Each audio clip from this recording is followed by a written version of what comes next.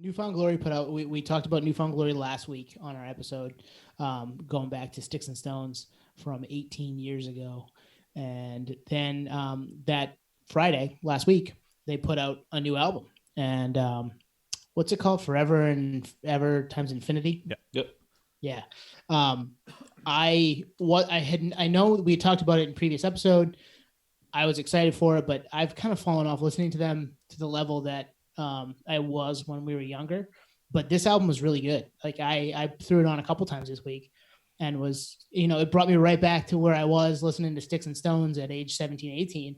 But it was it scratched that itch for sure. And the weather being nice, rolling the windows down, listening to those guys, it felt definitely like definitely like that. So it was cool. Yeah, man, I'm with you.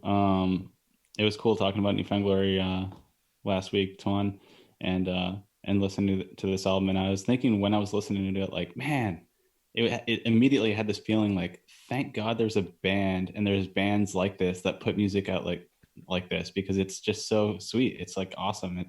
It's true pop punk. It's what bands that like made it to the stadium, as a punk band wish that they could put out, because it just really is like pure gold. It's actually like legit. Whereas if you're a punk band that made it to the stadium size venues and they're trying to put out an album just to keep putting out albums, but it's just not that, just doesn't really taste the same. Newfound Glory, I think they knocked it out of the park with this album.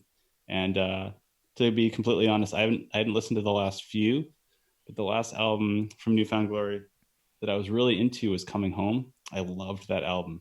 I thought that was a front to back album. And that was like, I don't know, 10 years ago or so. 06, 14. 14. That was 06? Oh, wow. Yep. Yeah, that was the last time I was like really like spinning Newfound Glory all the time. And I played the hell out of Coming Home. And so listening to this, I was like, sweet. They still have it. This album rocks. So yeah, man, I was really digging it for sure. So for me, NFG pound for pound is a top 10 all-time band. Just when I think of like legacy, duration, everything, whatever. For me, I'm with you guys. It's my favorite album of theirs since Coming Home, since 2006. Oh, nice. I posted about it on my personal Instagram. Their last two, which was Makes Me Sick and then Resurrection, and then before that, it shows you I can't really remember. They had Not Without a Fight, which was pretty good, which was after Coming Home, which they kind of went back to the a little heavier side. That was pretty good, but this new one is better than that. I think it's a band that is not trying to impress anyone. They are what they are. They could write a more poppy album if they wanted to, but that's not them. They could go the heavy route, which they have that in their roots, and it comes out with like Himalaya, but it's still like they've always straddled that line, like the breakdown and understatement. Like they can go heavy, but yeah, this album's awesome. Like the lyrics are a little iffy here and there. Yeah, but that's always Newfound Glory. But it's always Newfound Glory, and it's 10 years in. 10 years. It's 23 years in. It's 10 albums in. So what do you expect? Right. But this will be, when we kind of reviewed the new Pearl Jam album a couple of months ago, I always ask myself, hey, will I revisit this? And I said yes to the PJ album. I will revisit this one. I'll come back to this one. The funny thing is, we were putting together the set list for this week, and this hadn't crossed my mind as something that I wanted to talk about until I listened to it the first time, and then was like, you know what? There was enough there that I want to put that back on and try it again, and was like, yep, this is something that we need to talk about this week because it was that good. I saw your post, your personal Instagram post, and thought to myself, yeah, no, I'm actually really into this too, more than I thought I'd be for sure. So to get them kind of doing what they do, you're right. They lean into that what they are. There's some elements of that really poppy side, that kind of sappy side with songs like the last song on the album. I feel like that's a staple for them. I forget what it is. Slipping Away, maybe. Yep, Slipping Away. Yeah, songs like that, and they seem to do that on every album. Throw one of those kind of sappier love songs on the end, but then like Himalaya, where there's some heaviness to it, and they lean into their roots there too. So the Newfound Glory are what they are, and it works.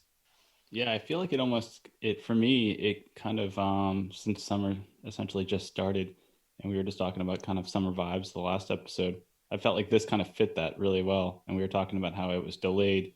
I think that was a good move. I know 20 talked about how that's right.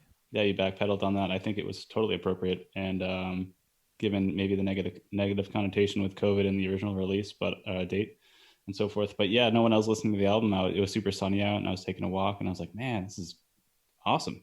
And like I said, I hadn't listened to Newfound Glory since coming home, so I was like, I think it may be healthy to cycle off certain bands and certain artists and revisit and maybe pick up their newest release to kind of have a fresh take on what they're doing and be like, oh, nice, this is good to come back to this, and maybe I'm happy I took a break. And it wasn't intentional with the last release being Coming Home. I literally just hadn't checked out Newfound Glory in a long time, but it was like really refreshing to pick it up and listen to it today and be like, oh man, this is a really good album, and these are really quality songs. And I think the heavy element on the guitars really helps for me.